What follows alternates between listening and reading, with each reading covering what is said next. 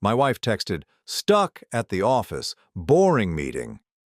But I was 2 tables away, watching her kiss her boss. I didn't make a scene, I just replied, "Hope it's productive," and attached a photo of his hand on her leg. The sound of her scream filled the room. I'm glad to have you here. Follow my story until the end and comment the city you're watching from so I can see how far my story has reached. I never thought my marriage of 37 years would end with a photograph taken from table 14 at Giuseppe's Italian restaurant. But there I was, 61 years old, watching my wife Shannon kiss another man while she thought I was 300 miles away in Chicago. The irony wasn't lost on me. I had come to Giuseppe's to surprise her. Our anniversary was next week and I wanted to plan something special. Shannon had texted me that afternoon saying she was stuck in another boring meeting with her consulting clients. She did that a lot lately, these mysterious business meetings that seemed to stretch longer and longer each month. The restaurant was dimly lit, all mahogany booths and flickering candles. The kind of place where conversations were hushed and secrets felt safe. I had asked for a corner table, planning to watch for Shannon's arrival and surprise her when she walked in. Instead, I watched her slide into a booth with a man I had never seen before. He was tall, maybe 50-something, with silver hair and an expensive suit. The kind of man who commanded attention without trying. But what caught me off guard wasn't his appearance. It was how comfortable they looked together. How familiar. Shannon laughed at something he said, throwing her head back in that way she used to laugh with me. Then she leaned forward and he reached across the table to touch her face. Not like a business partner, not like a friend, like a lover. My phone was in my hand before I realized I had reached for it. The camera function opened with a soft click. Through the lens, I watched my wife of 37 years kiss a stranger. The flash was off, but the image was crystal clear, his hand on her leg under the table, her wedding ring nowhere to be seen. I took 3 pictures. Then I opened our text thread and typed a simple message. Hope your meeting is productive. I attached the clearest photo and hit send. The reaction was instant. Shannon's phone lit up on the table between them. She glanced at it, then froze. Her face went white as she stared at the screen. The man asked her something, but she wasn't listening. She was scanning the restaurant, her eyes wide with panic. I raised my wine glass in a small salute when her gaze found mine. Then I placed $30 on my table, gathered my coat, and walked out. The drive home took 23 minutes. 23 minutes of my mind racing between fury and something else, something colder.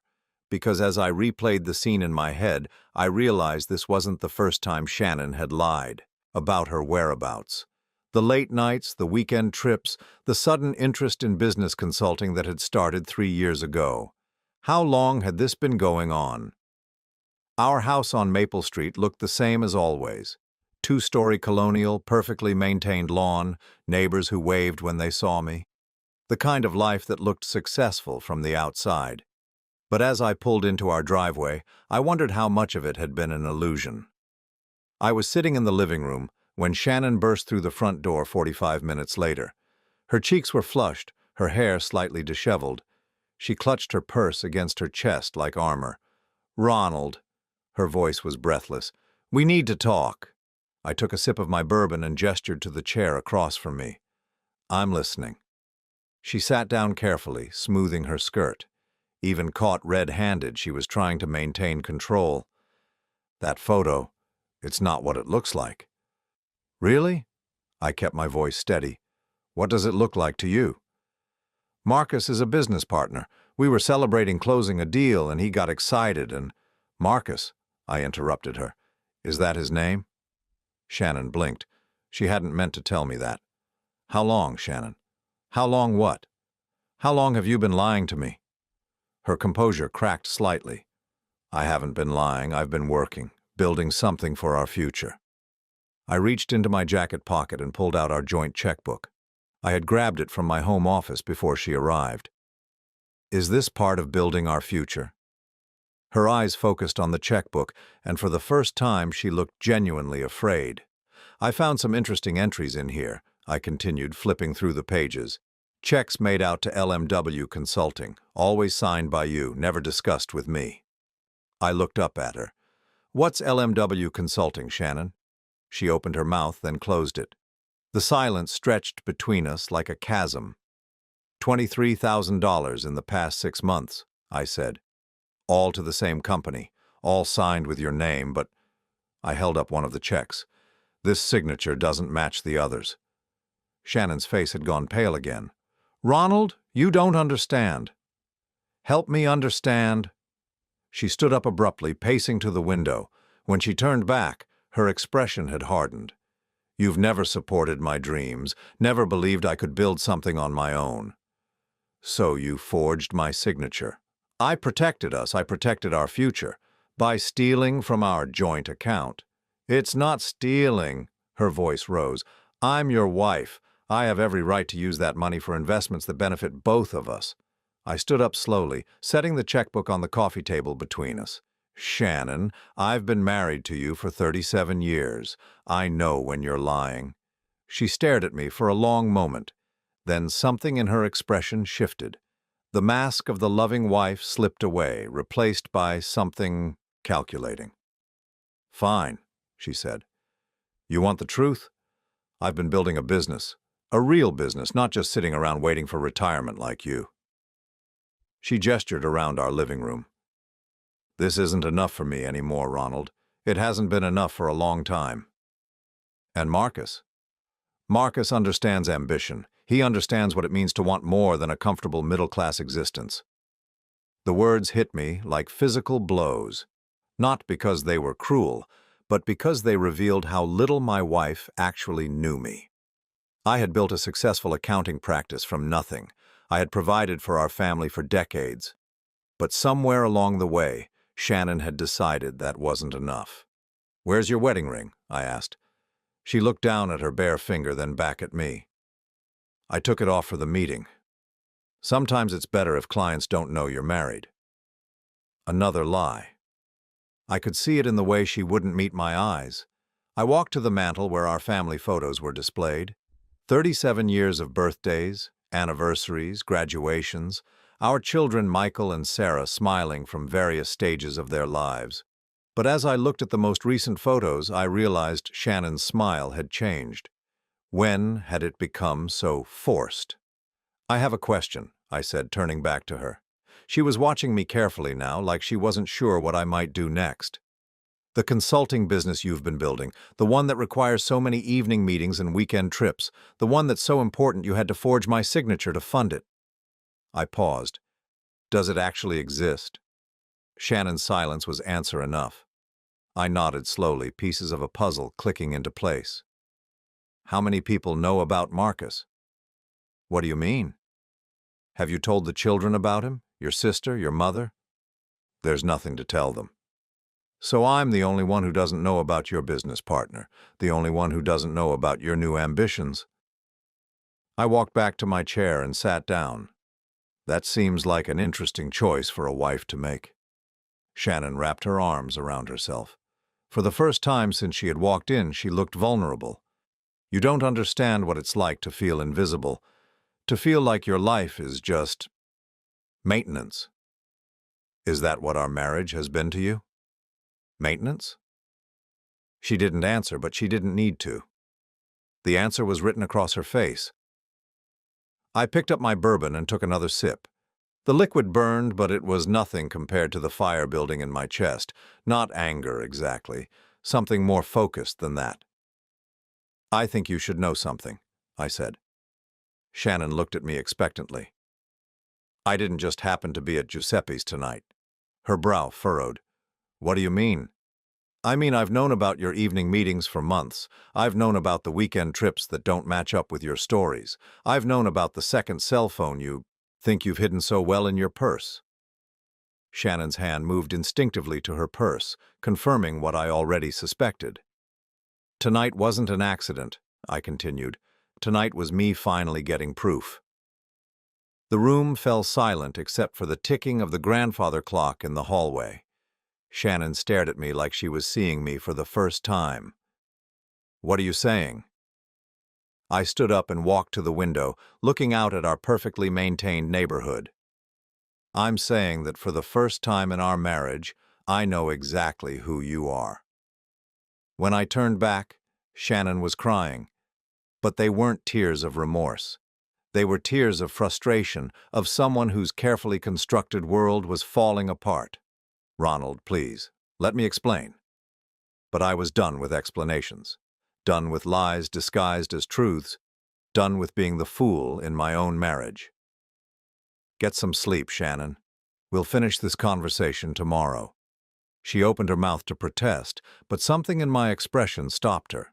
She gathered her purse and walked toward the stairs, pausing at the bottom step. "This doesn't have to destroy everything," she said softly. I met her eyes. "You already did that." After she disappeared upstairs, I remained in the living room for another hour, holding the checkbook and thinking about signatures, about trust, about the difference between the woman I thought I had married and the stranger who had just walked up to our bedroom. Tomorrow, I would start making phone calls. Tomorrow, I would begin to understand exactly how deep this deception went. But tonight, I simply sat in the ruins of my marriage and tried to remember the last time Shannon had looked at me the way she had looked at Marcus across that restaurant table. I couldn't remember. And that, perhaps, was the most devastating revelation of all. The next morning, Shannon was gone before I woke up. She left a note on the kitchen counter. "Went to my sister's to think. We'll talk tonight. S." No explanation, no apology. Just another lie because I knew she wasn't at her sister's house. Karen lived in Portland, a 6-hour drive away. Shannon's car was in the driveway 30 minutes after I found the note, then gone again. She was buying time, probably meeting with Marcus to figure out damage control. I made coffee and sat at our kitchen table, staring at the granite countertops Shannon had insisted we install 2 years ago. $23,000 for a kitchen renovation.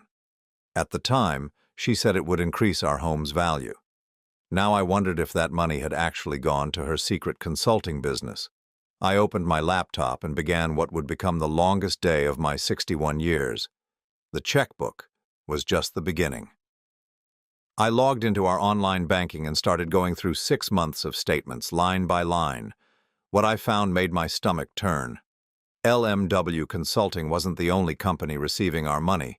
There was also Summit Financial Services, Meridian Business Solutions, and Empire Holdings, LLC. 4 different companies, all receiving checks in amounts ranging from $3,000 to $8,000, all signed by Shannon. But here's what made me pause. The endorsement stamps on the back of the canceled checks. They all had the same bank routing number. I grabbed my phone and called First National, our bank for the past 15 years. "Mr. Morrison," Tom Bradley, our account manager, sounded genuinely pleased to hear from me. "How can I help you today?" "Tom, I need to understand something about check endorsements. If multiple companies are depositing checks at the same bank, would that show up in any records?" "Well, we can certainly track patterns for fraud prevention. Are you concerned about something specific?" I explained about the companies without mentioning Shannon directly. Tom put me on hold for several minutes. "Mr. Morrison, this is interesting. Those 4 companies you mentioned, they're all registered to the same business address, downtown on 5th Street, Professional Building, Suite 207. 5th Street. That was 3 blocks from Giuseppe's restaurant. Can you tell me who the account holder is for these companies?" "I can't give you specific account information, but I can tell you that the primary signature on file for all 4 accounts belongs to Shannon Morrison." The phone felt heavy in my hand. "Tom, hypothetically, if someone were running multiple business entities from the same location with the same signature authority, what would that suggest to you?" "Hypothetically. It could be legitimate business expansion, or—" He paused. "It could be someone making their financial activities look more complicated than they actually are." After I hung up, I sat staring at the kitchen wall, where Shannon had hung a wooden sign that read, "Home is where the heart is." The irony was suffocating. I spent the next 2 hours digging deeper. Property records showed that the building on 5th Street was owned by Webb Properties, LLC. A quick internet search revealed that Marcus Webb was the managing partner of Webb Properties, so Shannon's business partner owned the building where her 4 companies were registered. companies that were apparently just different names for the same operation. But what operation? I found my answer in Shannon's home office. She had converted our guest bedroom into what she called her workspace about 3 years ago. I rarely went in there, respecting what she said was her private area for client calls and paperwork. Now I understood why she wanted privacy. The desk drawers were locked, but I found the key taped under the bottom drawer. Inside were business cards I had never seen before. Shannon Webb, Senior Partner, LMW Consulting. Not Shannon Morrison. Shannon Webb. Another card read, Shannon Webb, Investment Advisor, Summit Financial Services. I stared at the cards for a full minute. She wasn't just having an affair. She was living an entirely different life. The bottom drawer contained a file folder labeled Client Portfolio. Inside were investment statements showing accounts worth over $120,000. Money I had never seen in our joint financial planning. But that wasn't the worst part. The worst part was finding copies of our tax returns from the past 3 years, with my signature forged on forms I had never seen. Returns that showed business income I knew nothing about, deductions for expenses I had never approved. Shannon hadn't just been stealing from our joint account. She had been filing false tax returns in my name. I was still processing this when I found the travel receipts. Hotel bills from Denver, San Francisco, Nashville, all for weekend trips Shannon had told me were visiting her college friends. Except these receipts showed reservations for 2 people, Mr. and Mrs. Webb. My hands were shaking as I flipped through the receipts.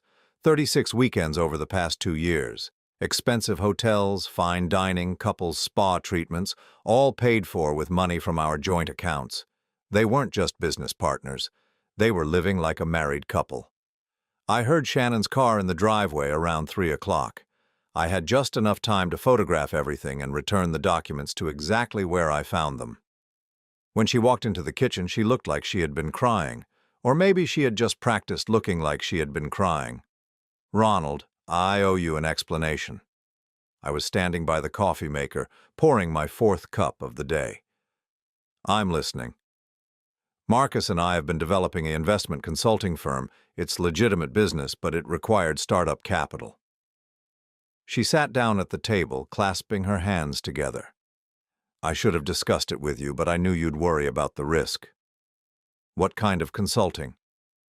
Financial planning for small businesses. Marcus has connections with companies that need help restructuring their investments. I nodded, sipping my coffee. That sounds promising. How many clients do you have? We're still building the client base. It takes time. I'm sure it does. I sat down across from her. What's LMW stand for? She blinked. What? LMW Consulting. The company you've been writing checks to. What do those letters represent? It's an acronym for our business model, Legacy Management and Wealth. I almost smiled. She was improvising now, making up answers as fast as I asked questions. And Summit Financial Services, Meridian Business Solutions, Empire Holdings, are those also part of your financial planning business? Shannon's face went pale. How do you know about those? I know a lot of things, Shannon, more than you think. She stood up abruptly, pacing to the sink. You've been spying on me. I've been trying to understand why my wife has been forging my signature on checks and tax returns. She spun around. Tax returns? The slip confirmed what I already knew. Shannon hadn't expected me to find those. 3 years of amended returns, I continued, filed electronically with my forged signature, claiming business deductions for a consulting firm I knew nothing about. I leaned back in my chair. The IRS tends to take a dim view of that kind of thing. Shannon's composure completely cracked. She grabbed the edge of the counter like she needed support. Ronald, you don't understand. Marcus knows people, important people who can make us wealthy beyond anything we've ever imagined. By committing tax fraud? By taking advantage of opportunities you're too conservative to see. There it was. The truth beneath all her lies. I wasn't an unwitting victim of her deception. I was an obstacle to her ambitions. Tell me about the hotels, I said. What hotels? The Marriott in Denver, the Ritz-Carlton in San Francisco, the Hermitage in Nashville. I pulled out my phone and opened the photos I had taken. 36 weekends over 2 years, Shannon, all reserved for Mr. and Mrs. Webb. She stared at the phone screen, her breathing shallow. Those were business trips. Business trips where you shared a room with your partner? It was more cost-effective. Stop. My voice was sharper than I intended. Just stop lying. The kitchen fell silent except for the hum of the refrigerator. Shannon wrapped her arms around herself, looking smaller than I had seen her in years.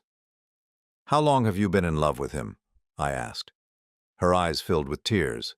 Real ones this time. It's not what you think. Then tell me what it is. She was quiet for so long I thought she wouldn't answer. When she finally spoke, her voice was barely a whisper. Marcus makes me feel like the woman I was supposed to be. The honesty of it hit me harder than all the lies combined. And what woman is that? Someone important, someone whose ideas matter, someone who isn't just maintaining a life someone else built. I set my coffee cup down carefully. Is that how you see our marriage? Something I built that you're just maintaining? You never asked me what I wanted, she said, tears streaming down her face. You just assumed I'd be happy with your vision of our future. I asked you 1,000 times over the years what you wanted. You always said you were happy. Because I thought I was supposed to be happy. She wiped her eyes with the back of her hand.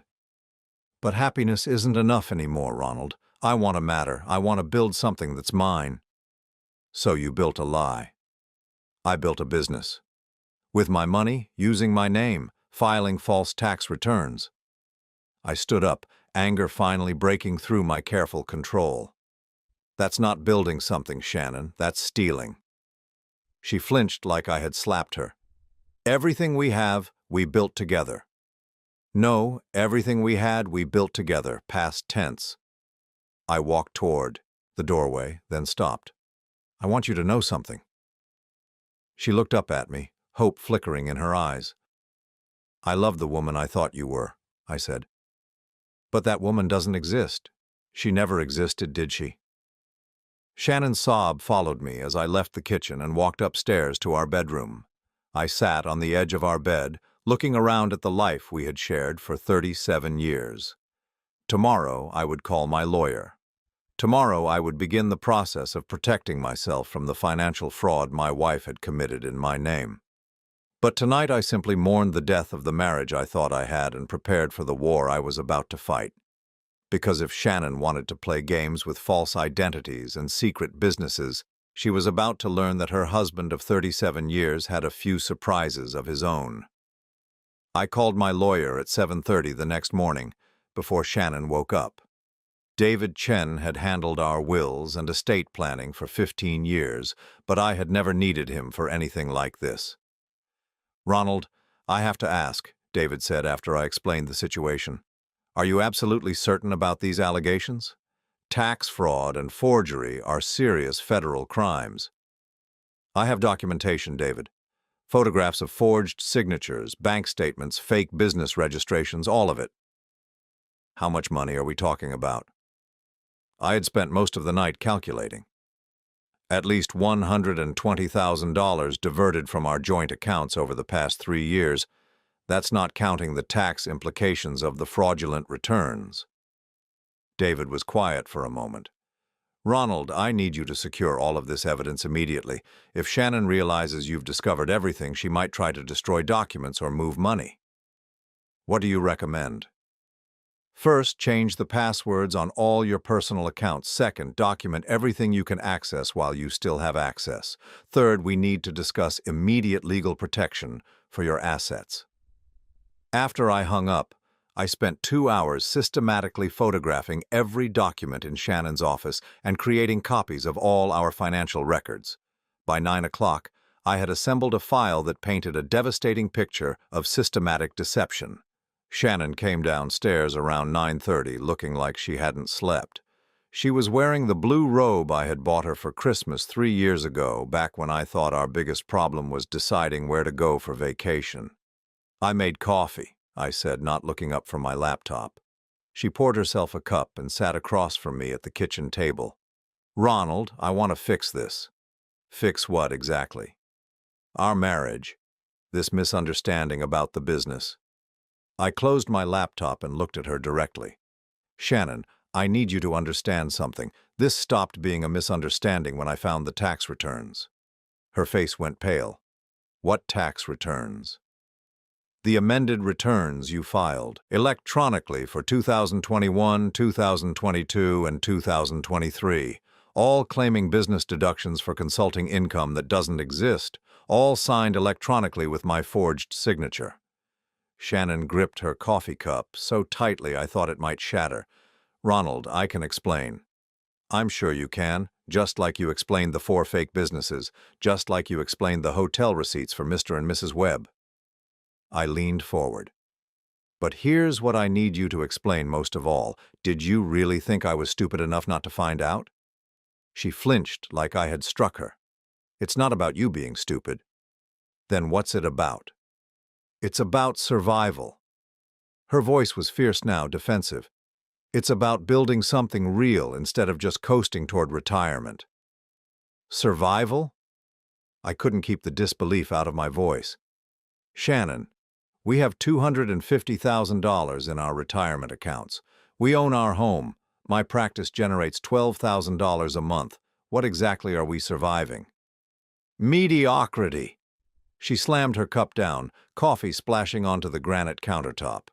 "Comfortable, middle-class mediocrity, where nothing ever changes and nothing ever matters." The mask was slipping again. The desperate housewife act was giving way to something harder, more calculating. "So you decided to steal from me." "I decided to invest in us." "By forging my signature on federal tax documents?" Shannon stood up abruptly and began pacing. "Marcus showed me opportunities you would never understand. Real estate investments, business partnerships, ways to turn our savings into serious wealth. Our savings that you accessed without my knowledge or consent. I'm your wife. I have every legal right to—" "You have every legal right to access our joint accounts," I interrupted. "You don't have the right to forge my signature. You don't have the right to file false tax returns in my name. You don't have the right to create fake businesses using our home address." Shannon stopped pacing. "How did you find out about the address?" "I found out about everything, Shannon. The question is, what were you planning to do when you got caught?" She stared at me for a long moment, and I could see her mind working, calculating her next move. When she finally spoke, her voice was different, colder. "I wasn't planning to get caught." The honesty was startling. No more pretense, no more manipulation, just the truth. "What was the end game?" I asked. "Marcus and I were building something real, a consulting firm that could generate serious income. We needed startup capital and time to develop the client base." "And my role in this plan?" Shannon looked away. "Initially, you were supposed to benefit from the success without having to worry about the details." "Initially?" She didn't answer, but she didn't need to. I understood. "You were planning to leave me." Shannon wrapped her arms around herself. "Not immediately, not until the business was established and I could be financially independent." "Financially independent on money you stole from me. Money I invested for both of us." "Stop lying." My voice echoed through the kitchen, surprising both of us. I had never raised my voice at Shannon in 37 years of marriage. "Stop pretending this was about us. This was about you and Marcus building a life together while using me as a bank account." Shannon's composure finally cracked completely. Tears streamed down her face, but they weren't tears of remorse. They were tears of frustration, of someone whose carefully planned scheme was falling apart. "You want to know the truth?" she sobbed. "Fine. Marcus understands me in ways you never have. He sees my potential instead of just seeing a wife who should be grateful for a comfortable life." "And what potential is that?" "The potential to be someone important. Someone who matters in the world instead of just existing in it. I stared at her, this woman I had shared a bed with for 37 years, and realized I was looking at a stranger. Not just because of the lies, but because of the fundamental selfishness that had driven every decision she had made. "Did you ever love me?" I asked. The question seemed to surprise her. "Of course I loved you. I still love you." "No, Shannon. You loved what I provided, the house, the security, the respectability. But did you ever actually love me?" She opened her mouth to answer, then closed it. The silence stretched between us like a chasm. "I thought I did," she finally whispered. The words hit me like a physical blow, but not because they were cruel, because they were honest. For the first time in our conversation, Shannon was telling me the complete truth. When did that change? I don't know. Gradually, I think. When the kids moved away and it was just us, I realized I didn't know who I was supposed to be anymore. I wasn't a mother, I wasn't building a career, I was just your wife. And that wasn't enough. It should have been. She wiped her eyes with the back of her hand. I wanted it to be enough. But Marcus made me feel like I could be more. I nodded slowly, understanding finally clicking into place. "So you decided to become more by stealing from me and lying to federal tax authorities." "I decided to take control of my own life. By destroying mine." Shannon looked at me with something that might have been regret. That was never the intention. But it was always the inevitable result. I stood up and walked to the window overlooking our backyard. Shannon had planted flower beds along the fence line when we first moved in. Every spring she would spend weeks planning the layout, choosing colors that would complement each other. I had always admired her attention to detail, her ability to create beauty from nothing. Now I wondered if that had been another performance. "I have a question," I said without turning around. "Okay." "The money you've taken from our accounts, where is it now?" "It's invested in the business. Marcus has connections with—" "Where is it now, Shannon?" A long pause. "Some of it is in business accounts, some of it was used for operational expenses." I turned to face her. "How much is left?" "I don't know exactly. Marcus handles most of the financial management." "Guess." Shannon's hands twisted in her lap. "Maybe $30,000. You stole $120,000 from our joint accounts and you have $30,000 left to show for it. It's not stolen, it's invested." "In what? Hotel rooms? Expensive dinners? Weekend trips to Nashville?" Shannon flinched with each accusation. "Those were business development expenses." "Business development?" I laughed, but there was no humor in it. "Shannon, do you understand what you've done? Not just to our marriage, but legally?" "What do you mean?" I pulled out my phone and opened the photos I had taken of the tax documents. "You filed false returns with the IRS. You forged signatures on federal documents. You created fake businesses to hide money transfers." I met her eyes. "These aren't civil matters, Shannon. These are felonies." The blood drained from her face. "Ronald, you wouldn't—" "I wouldn't what? Report tax fraud to the authorities? Protect myself from someone who has been systematically stealing from me?" Shannon stood up so quickly her chair nearly tipped over. "If you turn me in, it will destroy both of us. They'll audit everything, they'll freeze our accounts, they'll investigate the fraud you committed. In my name and your name, don't you understand? I forged your signature, but they'll assume you knew about it. We're married. We file joint returns." For the first time since discovering Shannon's betrayal, I felt a chill of real fear. She was right about one thing. The IRS wouldn't necessarily distinguish between the victim and the perpetrator in a case like this. "That's why you used my signature," I said slowly. "Not just to access the accounts, but to make sure I couldn't report you without incriminating myself." Shannon's expression was almost pitying. "I protected both of us, Ronald. Whatever you think of Marcus and me, I made sure you couldn't be prosecuted for something you didn't know about. You made sure I couldn't escape the consequences of your crimes. I made sure we were in this together." The manipulation was breathtaking in its complexity.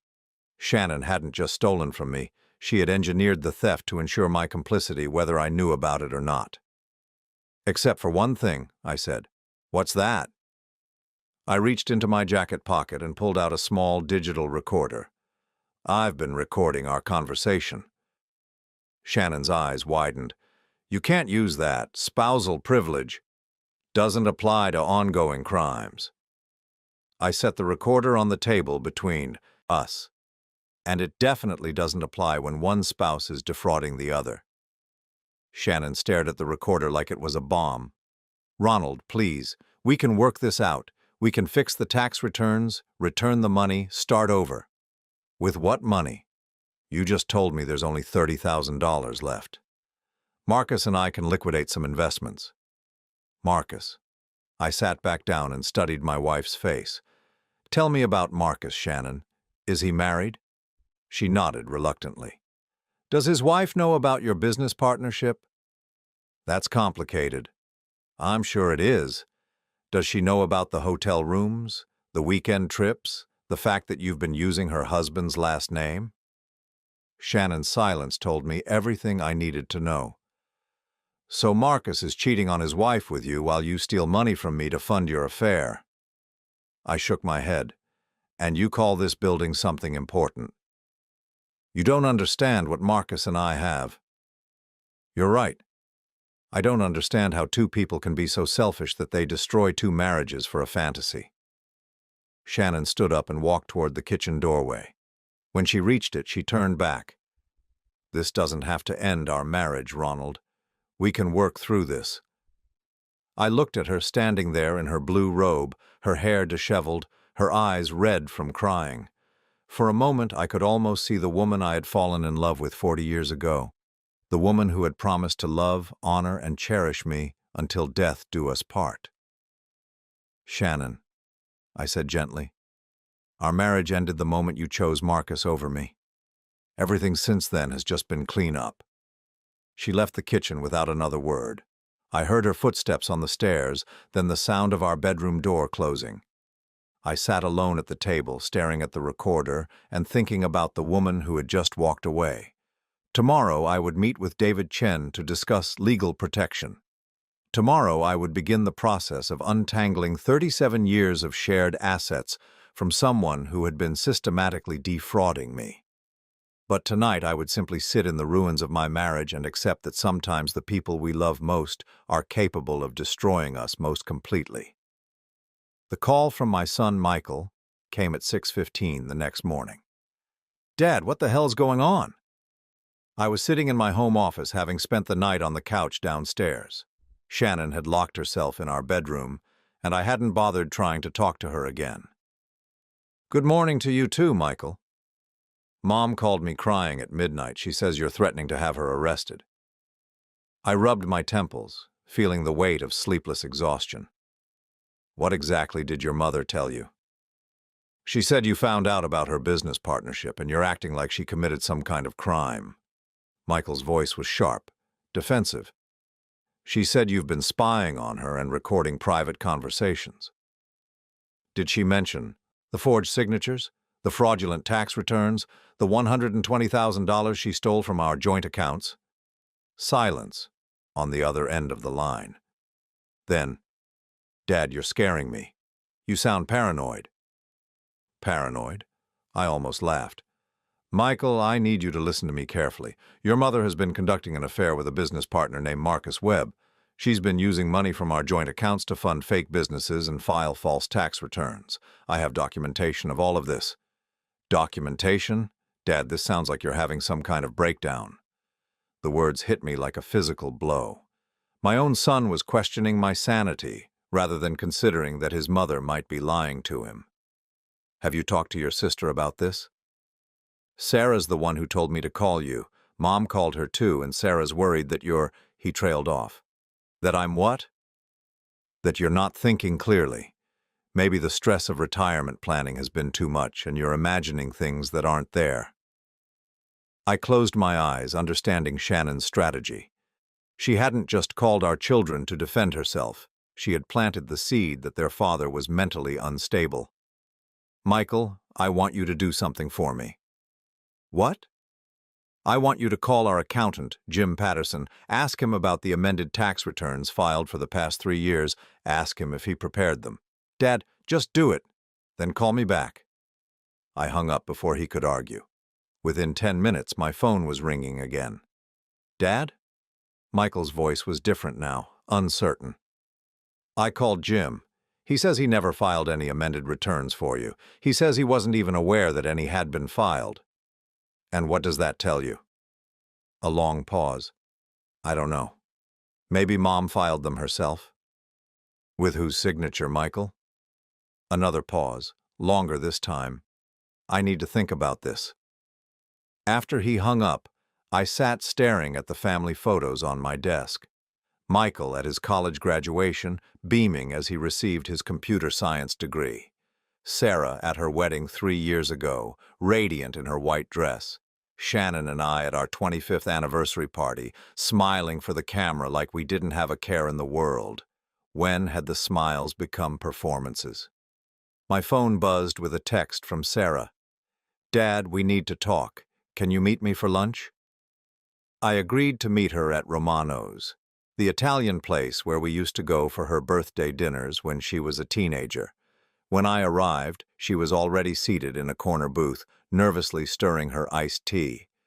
Sarah looked like a younger version of Shannon, but without the calculating hardness that had emerged in her mother's expression over the years. She stood and hugged me when I approached the table. Dad, I'm so confused, she said as we sat down. Mom says you're threatening her with legal action over some business misunderstanding, but Michael says there might be tax problems. What did your mother tell you exactly? Sarah glanced around the restaurant as if someone might be listening. She said you've been going through her personal papers and making accusations about her business partner. She says you're jealous because she's finally building something that's hers instead of just being your wife. And what do you think about that? I think... Sarah paused, choosing her words carefully. I think Mom has seemed different lately. Happier, but also more secretive.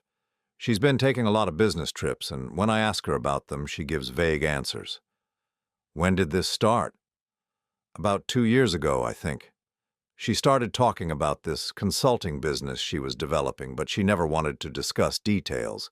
She said you wouldn't understand because you're too conservative about investments. I nodded, pieces of the timeline falling into place. Sarah, I need to tell you some things that are going to be difficult to hear. Over the next hour, I laid out everything I had discovered.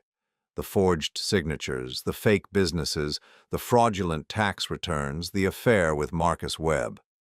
I showed her copies of the documentation, watching her face grow pale as she absorbed the magnitude of her mother's deception. This can't be true, she whispered when I finished. Mom wouldn't do this. She loves you. I thought so too. Sarah stared at the documents spread across the table between us. The tax returns... Dad, this could get both of you in serious trouble. I know. What are you going to do? Before I could answer, my phone rang. Shannon's name appeared on the screen. Don't answer it, Sarah said quickly. I looked at my daughter, surprised by the urgency in her voice. She's been calling me all morning, Sarah explained. First to tell me you were acting strange, then to ask if I thought you might be having memory problems or stress-related mental issues. Memory problems? She said you've been accusing her of things that never happened, that you seem confused about conversations you've had, that she's worried you might be developing early-stage dementia. The manipulation was even more sophisticated than I had realized. Shannon wasn't just defending herself. She was systematically undermining my credibility with our children by suggesting I was mentally incompetent. Sarah, do I seem confused or mentally unstable to you? She studied my face carefully. No, Dad. You seem angry and hurt, but you don't seem confused. And these documents, she gestured to the papers on the table, these aren't the kind of things someone would imagine. My phone buzzed with a text from Shannon. The children are worried about you. Please come home so we can work this out as a family.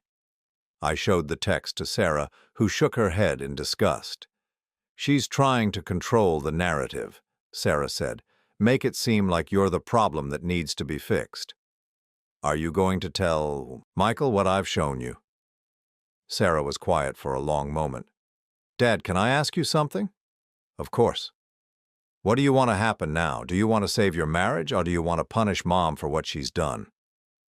The question caught me off guard because I wasn't sure I knew the answer.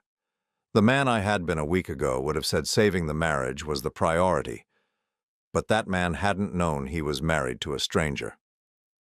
I want the truth to matter, I said finally. I want consequences for actions. I want to stop being treated like a fool in my own life. Sarah nodded slowly. Then yes, I'll talk to Michael. He deserves to know what's really happening. As we left the restaurant, Sarah hugged me tightly. Dad, I'm sorry. I'm sorry Mom put you through this, and I'm sorry she tried to make us think you were losing your mind. You believe me? The evidence speaks for itself.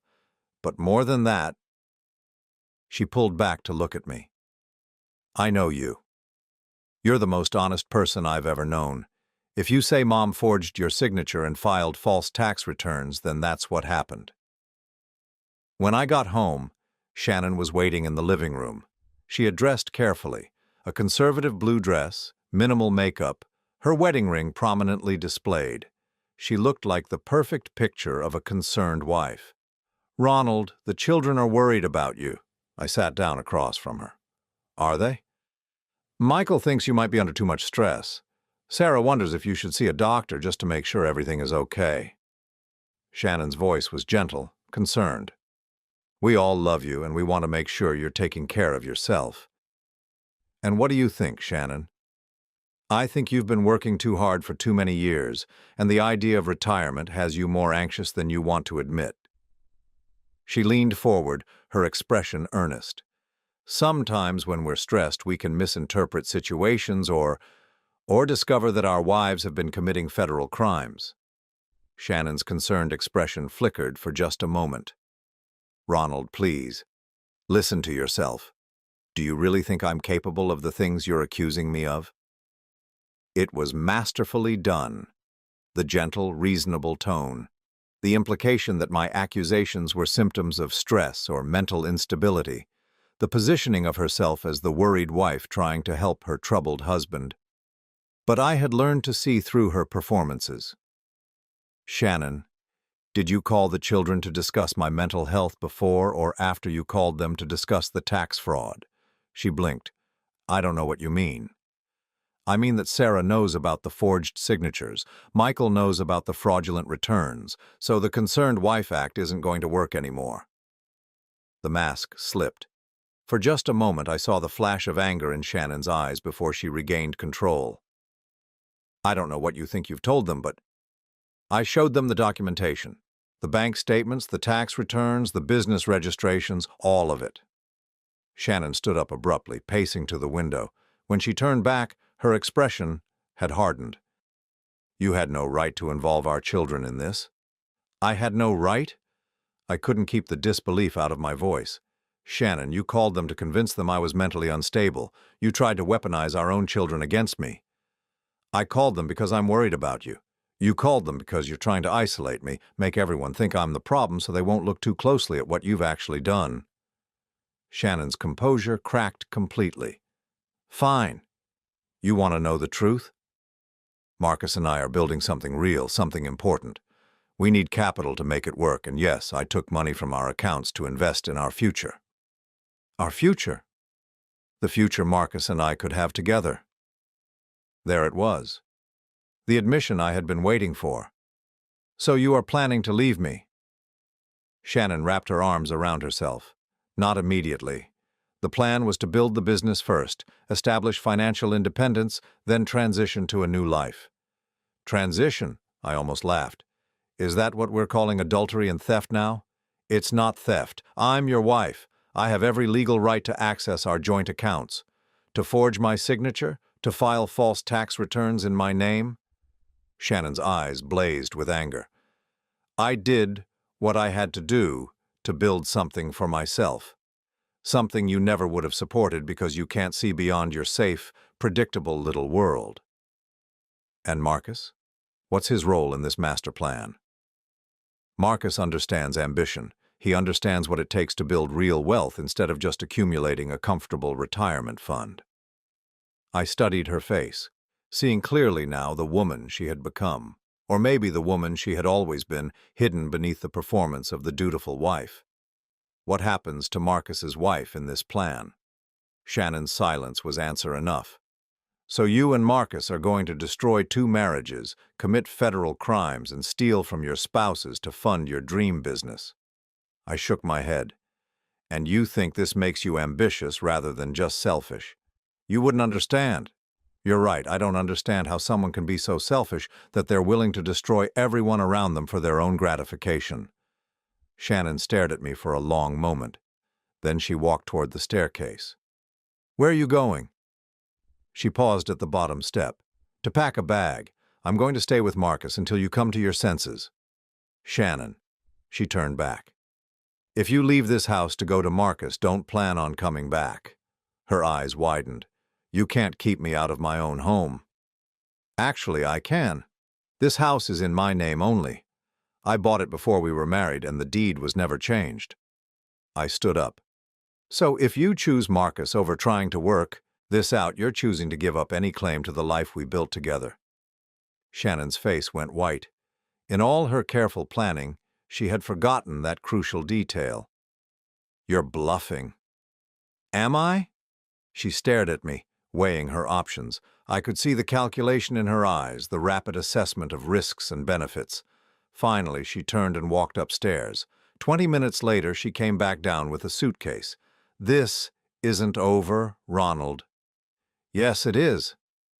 She opened the front door, then looked back one last time. The children will never forgive you for this. They already know the truth, Shannon, and they'll forgive me for protecting myself long before they forgive you for lying to them. After the door closed behind her, I stood alone in the living room that had been our sanctuary for 37 years. Tomorrow, I would change the locks. Tomorrow, I would meet with David Chen to discuss divorce proceedings.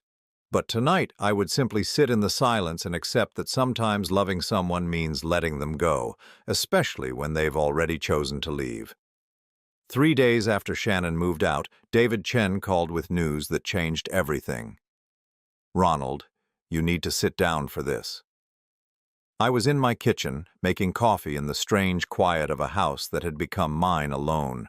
Shannon had taken most of her clothes but left everything else, as if she still believed this was temporary.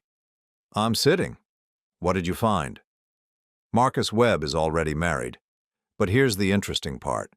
His wife filed for divorce 6 months ago. The grounds? Financial fraud and adultery. I set my coffee cup down carefully. Go on. It gets better. Mrs. Webb's attorney contacted me yesterday. Apparently Marcus has a pattern. This isn't his first extramarital business partnership. He's done this before, at least twice that they can prove. Done what exactly? Seduced married women, convinced them to invest their family money in fake business ventures, then disappeared when the money ran out. David's voice was grim. Ronald, your wife isn't Marcus's business partner. She's his mark. The kitchen suddenly felt very cold. Are you saying Shannon doesn't know? I'm saying Marcus Webb is a professional con artist, and Shannon walked right into his trap. The question is, what do we do with this information? I thought about Shannon's passionate defense of Marcus, her certainty that he understood her ambitions in ways I never could. Had she been manipulated this entire time, or was she a willing participant in the fraud? David, I need you to arrange a meeting. With whom? With Mrs. Webb. I think it's time Shannon learned the truth about her business partner. 2 days later, I sat across from Victoria Webb in David's office. She was an elegant woman in her mid-50s, impeccably dressed, but with the hollow look of someone who had seen her world collapse. Mr. Morrison, I want you to know how sorry I am, she said as soon as we were introduced. If I had discovered Marcus's pattern earlier, I might have been able to warn you. Tell me about the pattern. Victoria opened a file folder and spread several photographs across the conference table. Marcus targets women who feel unfulfilled in their marriages, usually women with access to joint financial accounts but without strong financial oversight from their husbands. The photographs showed Marcus with different women at restaurants, hotels, business conferences, always the same dynamic: older married women, expensive settings, intimate body language. He creates elaborate business scenarios that require startup capital, Victoria continued, investment opportunities that are too good to pass up but too complex for the women to understand completely. He makes them feel like they're finally being treated as equals, as business partners, rather than just wives. How much did he take from you? $230,000 over 18 months. I remortgaged our house, cashed out my retirement account, even borrowed against my life insurance. Victoria's voice was steady, but I could see the pain in her eyes. I believed I was investing in our future. Instead, I was funding his lifestyle with other women. Where does the money go? Expensive hotels, fine dining, travel, gifts for his targets. Marcus lives very well on other people's investments. She pulled out a bank statement. But here's what your wife doesn't know. Marcus has been withdrawing money from their joint business accounts for the past 6 months. Large amounts. I studied the statement. Withdrawals of $5,000, $8,000, $12,000. All made by Marcus Webb, all from accounts Shannon thought were building their business empire. How much is left? Based on what my attorney was able to trace, maybe $15,000. Everything else is gone. $15,000. Shannon had stolen $120,000 from our joint accounts, thinking she was building a business empire. In reality, she had funded Marcus's con game and probably his next target. Mrs. Webb, would you be willing to confront Marcus in front of Shannon? She looked at me carefully. What are you proposing? I'm proposing we give my wife the truth she deserves. Even after everything she's done, she has the right to know she's been played for a fool. Victoria nodded slowly. When and where? Leave that to me. That evening, I sent Shannon a text.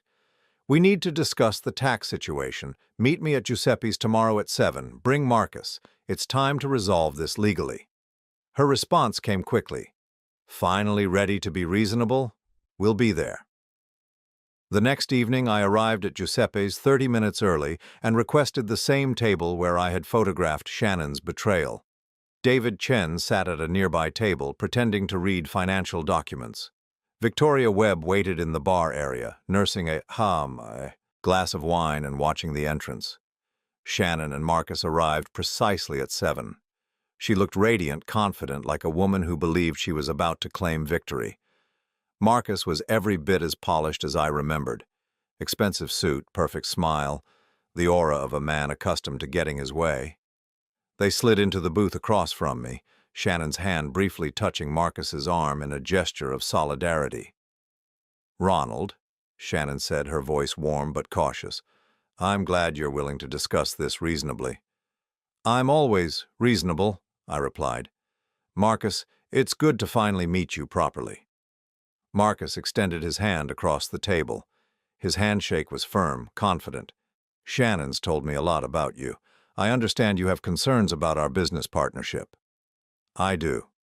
But first, I'd like you to meet someone. I gestured toward the bar where Victoria Webb had risen from her seat and was walking toward our table. The moment Marcus saw her, his face went white. Hello, Marcus, Victoria said, sliding into the booth next to me. Darling. Shannon looked confused, glancing between Marcus and Victoria. I'm sorry, who are you? I'm Victoria Webb, Marcus's wife. The silence that followed was deafening. Shannon stared at Victoria, then at Marcus, then back at Victoria. Wife? Shannon's voice was barely a whisper. Soon-to-be ex-wife, Victoria clarified. We're currently in divorce proceedings, aren't we, Marcus? Marcus had found his voice again, though it lacked its usual smooth confidence. Victoria, this is inappropriate. You can't just what? Tell your business partner the truth about your business model. Victoria opened her purse and pulled out a thick folder. Shannon, dear, I think you should see these. She spread the photographs across the table. Marcus with different women in identical scenarios. Intimate dinners, hotel lobbies, business conferences. The same setup Shannon thought was unique to their relationship. "What is this?" Shannon's voice was rising. "This is your business partner's track record," I said gently. "Marcus has been running the same con for years. You're not his first victim, and you won't be his last." Shannon grabbed one of the photographs, studying it closely. "Marcus, what is this? Who are these women?" Marcus was sweating now, his composure completely shattered. "Shannon, I can explain. These are taken out of context." "Context?" Victoria laughed bitterly. "The context is that you seduced these women, convinced them to invest their family money in fake business ventures, then disappeared when their accounts were empty." She turned to Shannon. "How much money did you give him access to?" Shannon was staring at Marcus like she was seeing him for the first time. "Marcus, tell me this isn't true." "Shannon, you have to understand. How much money is left in our business accounts?" Her voice was sharp now, demanding. Marcus looked around the restaurant, as if seeking an escape route. "The business required more startup capital than we initially projected. How much is left?" "Maybe 20,000. 20,000? Shannon's voice cracked.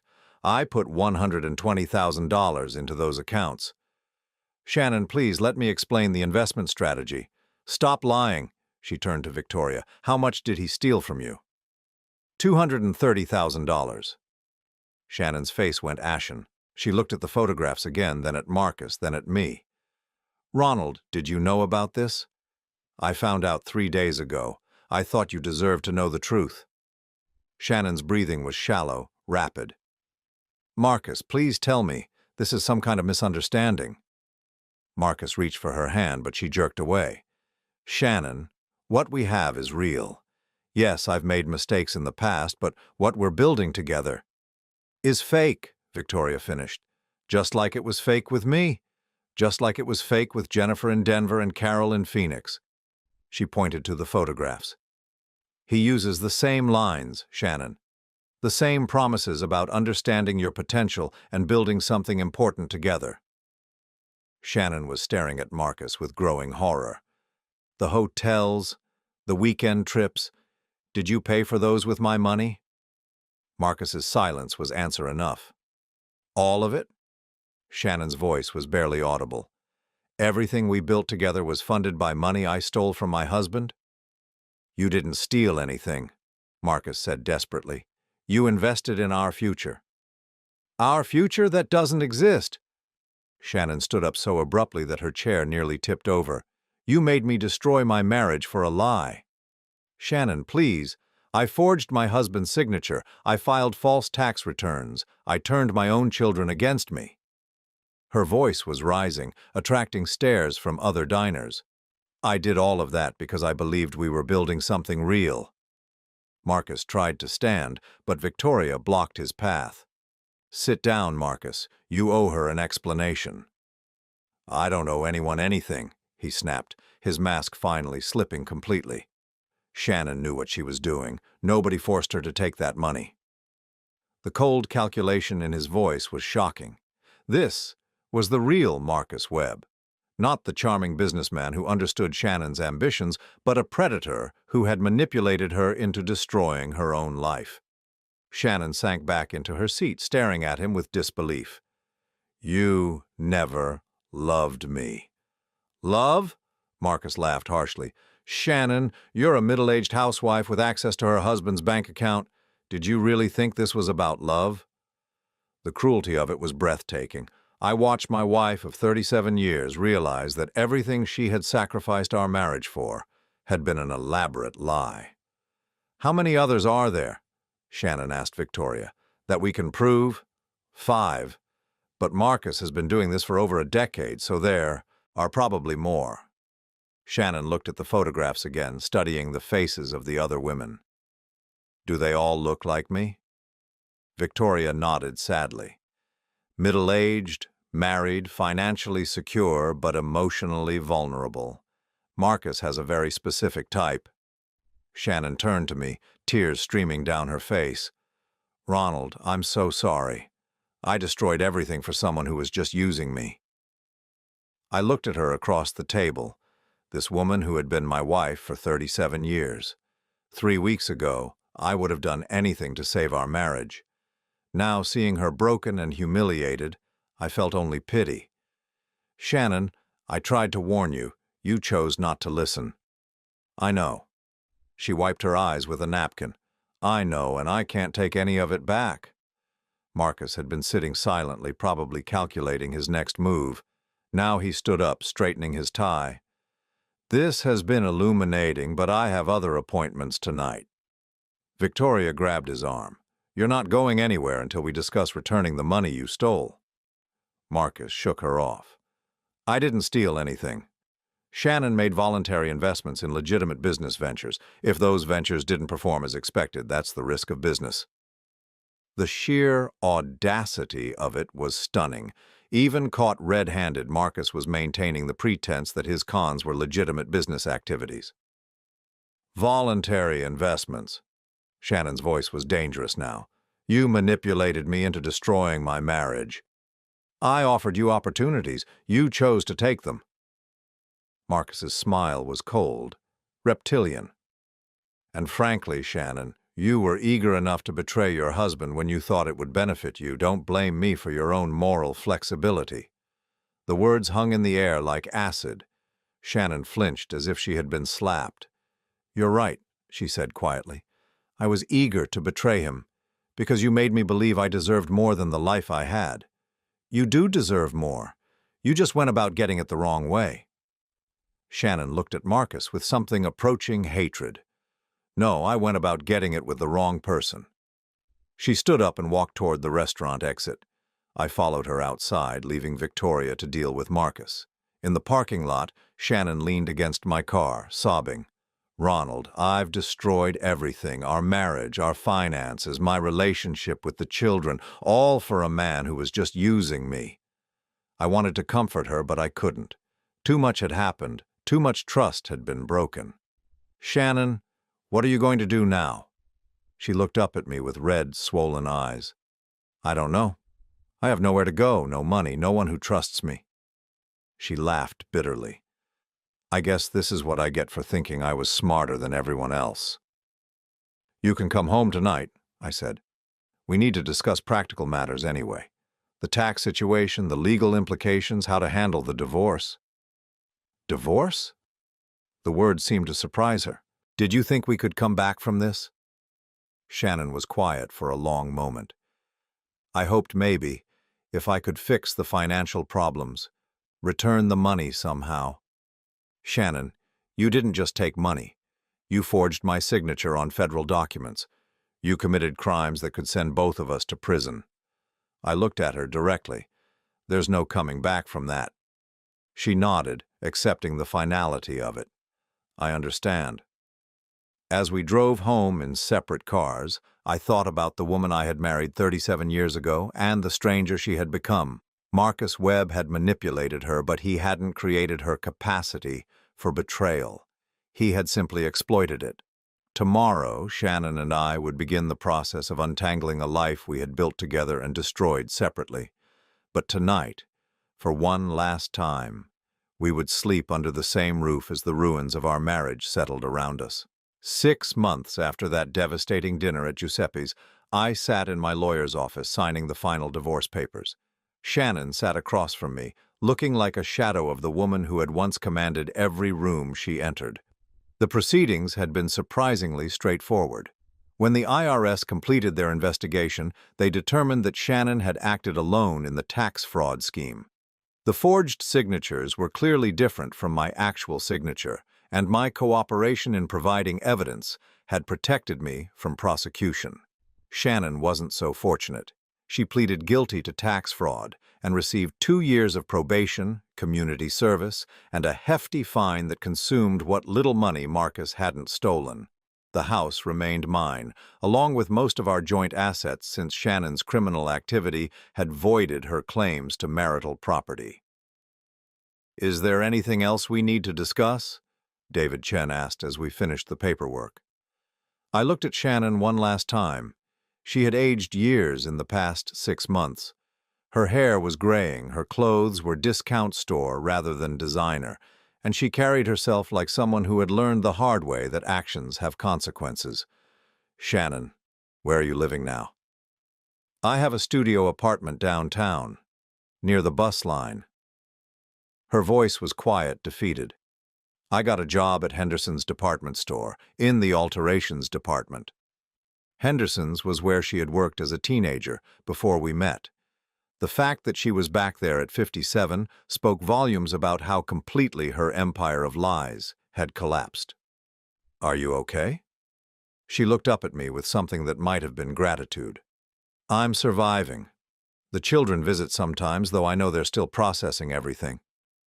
She paused. "Ronald, I need you to know something." I waited.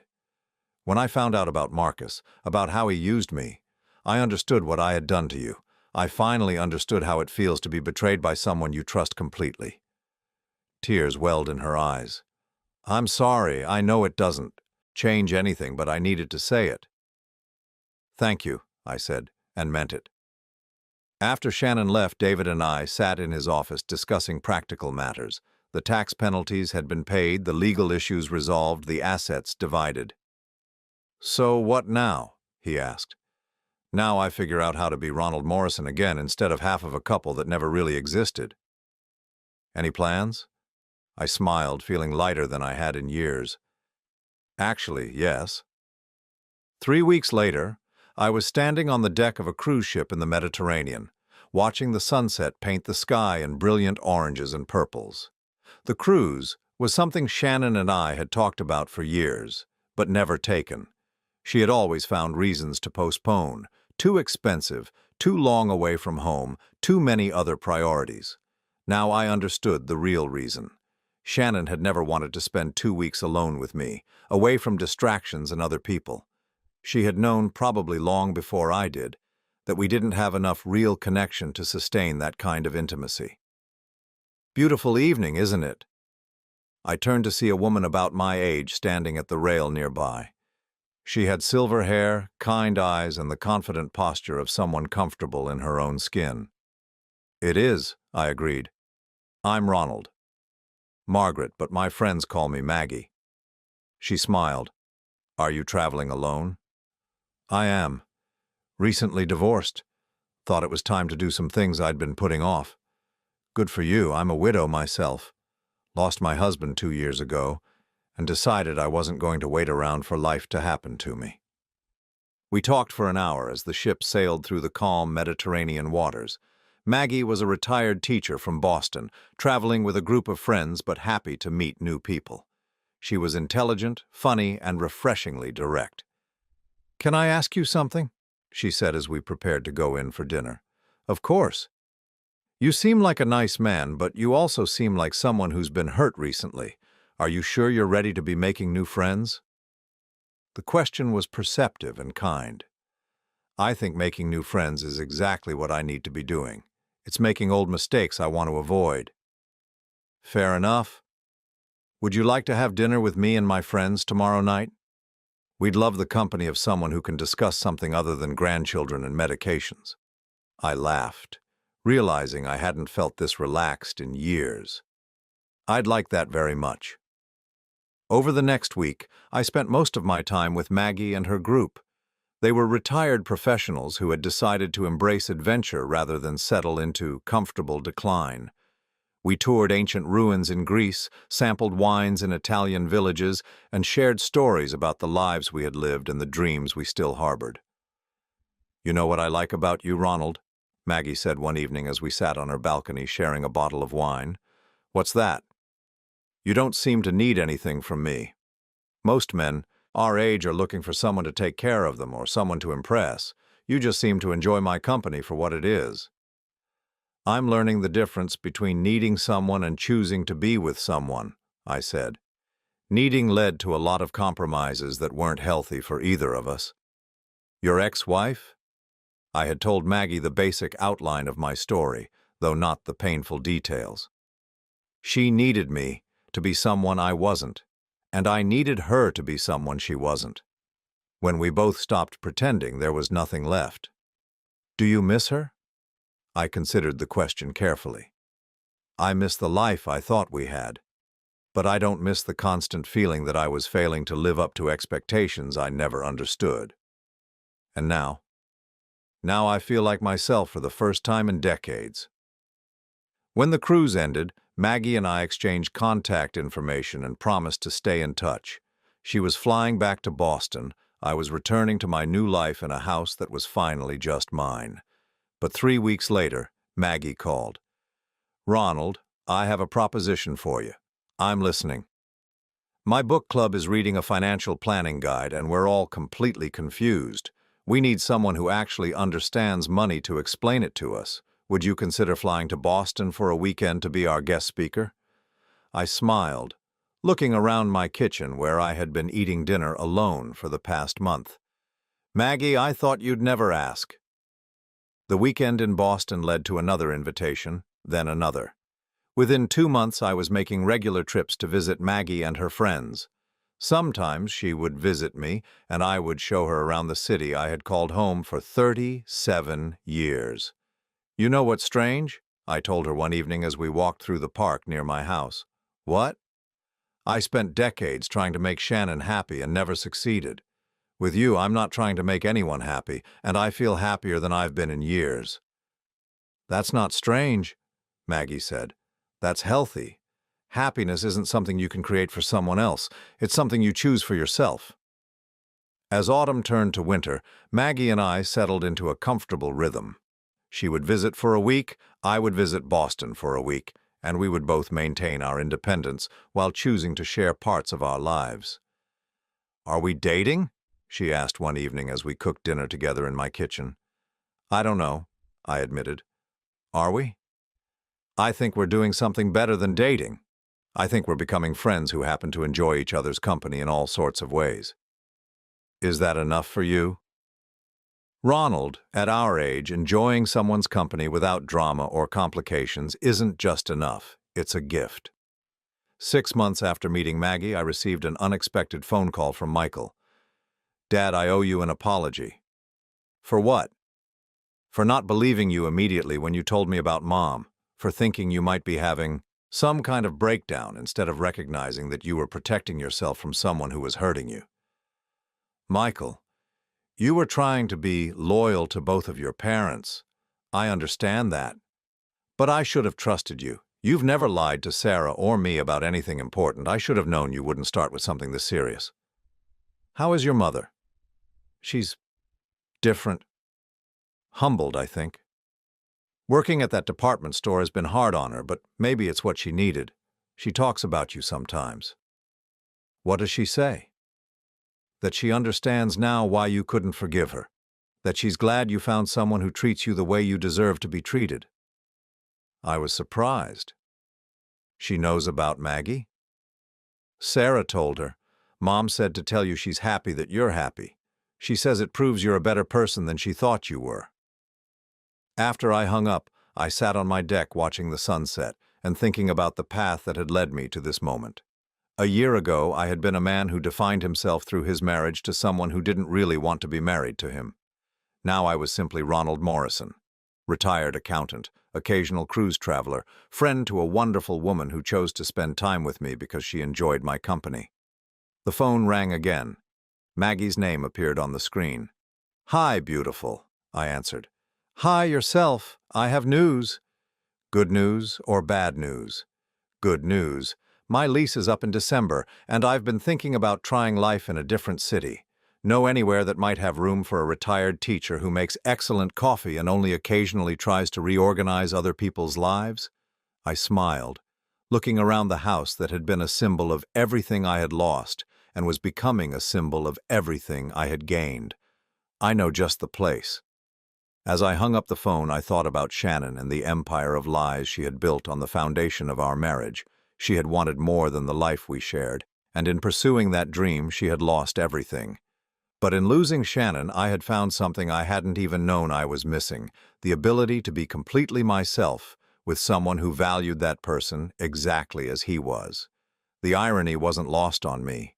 Shannon had destroyed our marriage while searching for someone who would see her potential. In the end, she had given me the gift of finding someone who saw mine. I had spent 37 years being half of a couple that never really existed. Now, at 62, I was learning to be whole on my own and discovering that wholeness was the foundation for any relationship worth having. Tomorrow, I would call Maggie back and tell her that, yes, I knew exactly the right place for a woman who made excellent coffee and only occasionally tried to reorganize other people's lives, and then I would start preparing for the next chapter of a life that was finally, completely, my own. The hidden empire Shannon had built was gone, destroyed by the lies that had created it.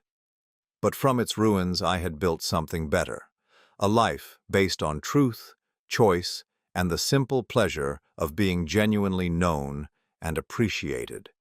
For the first time in decades, I was exactly where I belonged.